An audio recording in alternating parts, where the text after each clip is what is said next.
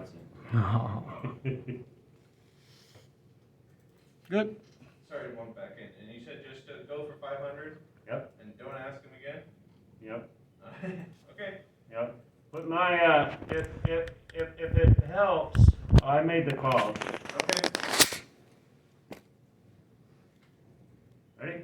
Yeah. Cheese.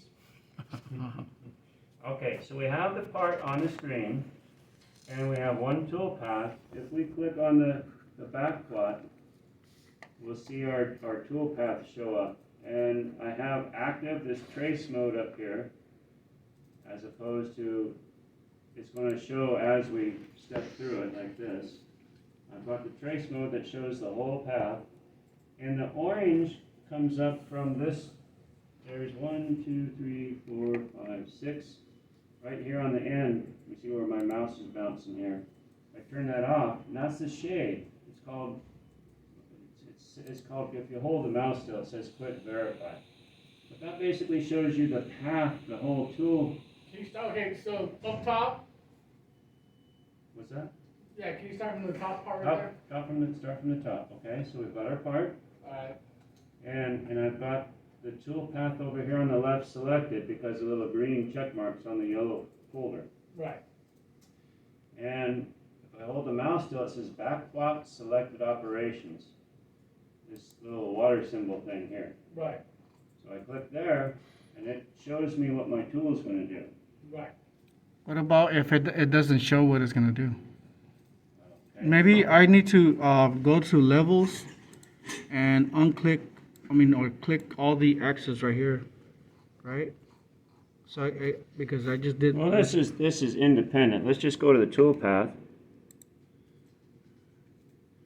And okay, you have it on trace mode over here on the right. Click on or run. There you go. Yes. Click Okay. on these two. The left one shows the whole tool path, and the right one shows the tool path How as do long you as you copy go. the saving from the last time to Mastercard? When I create, they show me like this. Over here, right? Yeah, I've got a bunch of Zoom meetings. Okay. You know what? So I'm feeling for you guys. To try to get a little ahead. You want to do some computer work or something that you can work on your own. I'm just you guys are like the advanced students. I'm not letting this out for everybody, but if you want to just get some time on the computer or something, come in on Friday too. Okay. Mention my name at the door. They'll let you in. Okay. Okay, so we've got the facing done, so now we're looking at this. What do we want to do next? What do you want to do next? The You were- sides, Hmm? the walls. Okay, let's do walls. We call that a profile. Now what I like to do is create another little blue tool segment, so I have different, and what we do up here at the four squares, right click, come down here to group, and if you just hover it for a minute, it'll pop up another window here.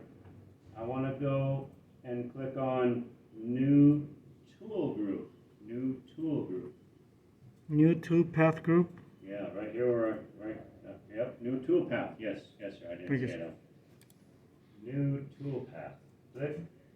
Notice it gives me another blue 4 circles, and it's already highlighted here. I'm gonna go ahead and since it's highlighted, and these are cookie crumbs for programmers to help guide you. I guarantee you a week or two down the road, you open this back up with not looking at it, you're like, what was I thinking about, right? So I'm going to type in profile for the moment. And then back up here on toolpath group 1, click a couple times until it activates, and I'm going to call this base or something like that.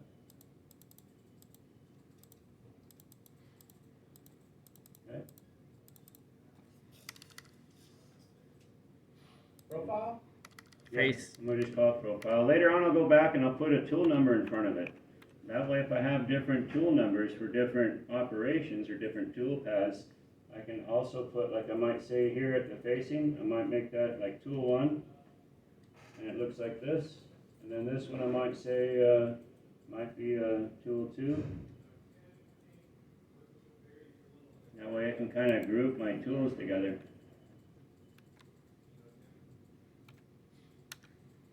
Hello. Hello.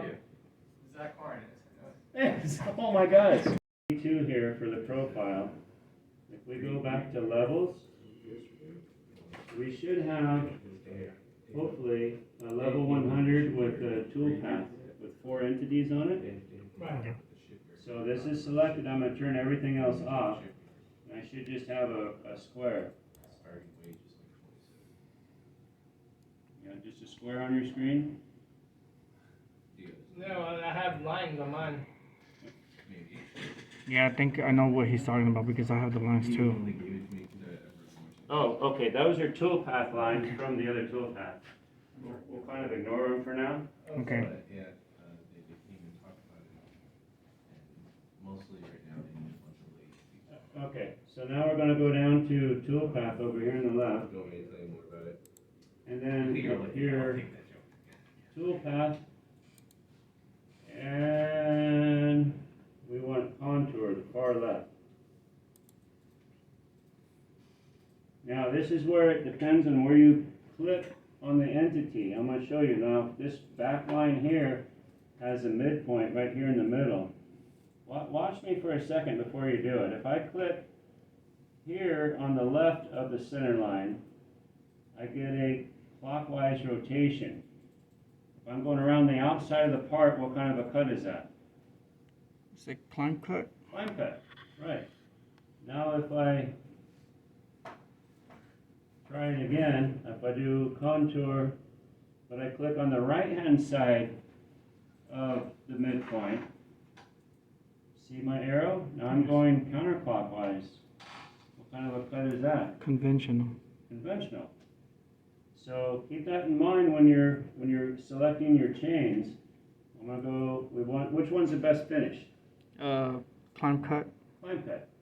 So I'm gonna click here, and then it should highlight the whole thing, going clockwise. I'm gonna click the green check mark at the bottom over here. You guys have the tool path window pop open? Yes. Okay. So I'm gonna click up here at tool, and I'm gonna go ahead and use the same tool. So I'm gonna click on this tool just to make sure it's selected, and then I'll come down here in the comment section and profile, type in a little note, and then we're gonna skip down to cut parameters, left-hand column. Cut parameters. This is a really important one right here. See this compensation type? Down arrow It says key. computer? Yes. Down arrow key and turn on where. If it's in computer or control, I can't guarantee what's going to happen. These are different ways of controlling the cutter comp. And I believe if it's in computer, it's going to run your part, but you won't be able to use cutter comp to make it bigger or smaller on subsequent parts. To be able to use cutter comp, G41 and G42, that are output by this program, we want to have this selected as where. Make sure your tool paths are selected in where. And again, we can verify that cutter comp to the left, as we're going around the outside of our part, clockwise rotation. And in future aspects, there might be opportunities to leave stock on the floor or leave a little bit of material on the wall. Why might we want to do that? Just where you could take some more off at the end. Why not take it all up at once? You Just want to measure it. may Well, wanna Yeah, might want to measure it. tolerance. Oh, yeah, Tolerance. You So- may go over the tolerance. Yeah, so what we would do is we might call the first tool path a roughing tool path, And we might have some aggressive feeds and speeds to get it done. And then we're gonna leave a little bit of material on there to come back and do a finish tool path. And typically your roughing tool path is much longer than your finish tool path. Remember the bench block you guys programmed? Same principle. So if you have to rerun a tool path, it would be a short one, and that would be your finish tool path. And this is one of the ways you can control that. We could say leave 10 thousandths behind and make a second tool path and call it a finish tool path and take it to net. On the tip comp, or what's the difference between tip and center? The difference between tip and center is not so much on a flat end mill, but more on a ball end mill. Oh, okay. So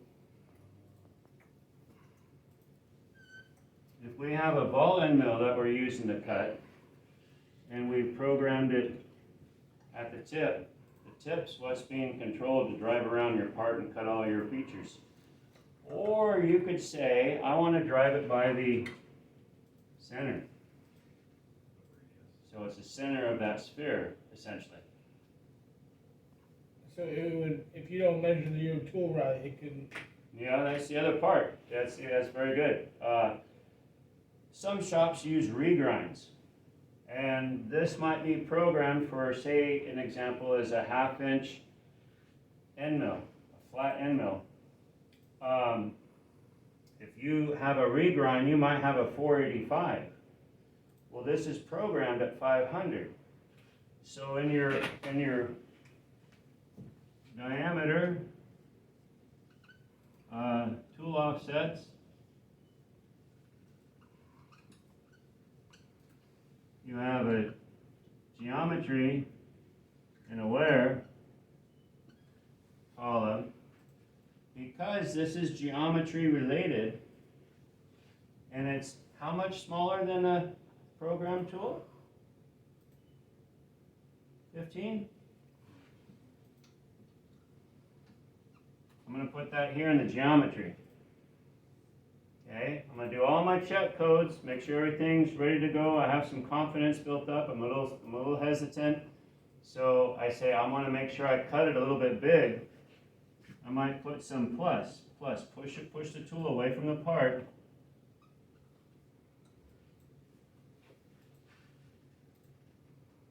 Okay.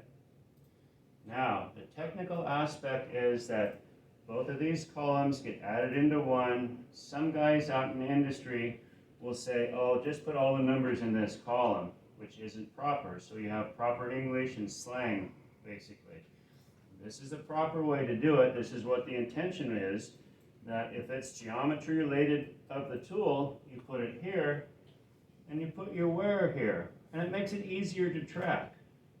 You can modify this a little bit and keep track of how much you're having to nudge the tool to make the features come out. Can you explain the geometry 15,000? Like, what would that be?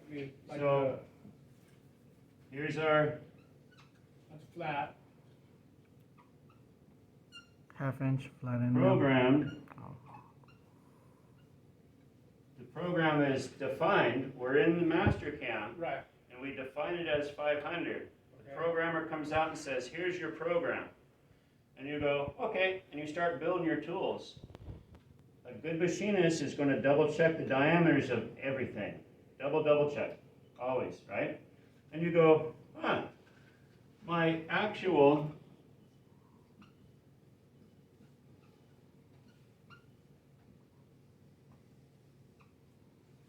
is 485. Really crisp, really clean. I like the cutter. It's just a little smaller. Must have been a regrind. Oh, so that's where that negative 15 The is. difference, it's smaller, so that's why Oh, it's okay. smaller. We can talk about it some more later, but keep in mind there's two styles of machines out there, radial comp and diameter comp. These machines in here, what you're learning is diameter comp. Okay. And when I've talked about pushing the tool away a little bit, plus, and sneaking up onto it, cut, measure, cut, measure, cut, measure, so you get a feel for how much is actually coming off, and that will tell you, when I put -5 in the wear and run the part, it should shrink 10 thousandths if it's a diameter comp machine, or -5.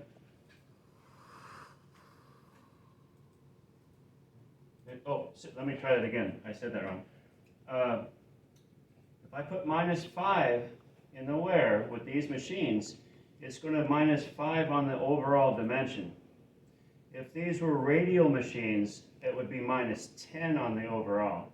So the radial machine is going to take this number and add or subtract it to the radial aspect of the cutter, and not the overall like a diameter.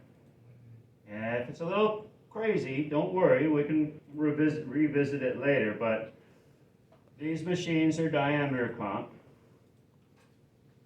Your tools are defined from Mastercam. You put in the difference in your geometry. If you're the one that programmed it and you go out to the floor and get the tools to help, or you're going to run it, you could come back into Mastercam and up here at tool, it says, look at this, edit tool, and right here, cut diameter, see that highlighted right there? You could redefine the tool to 485 and not have to worry about that geometry aspect. How do you get to edit tool? Aspects of the tool. So that here again, trying to define the tool as most accurately as real life as you can to help out with what you're working on.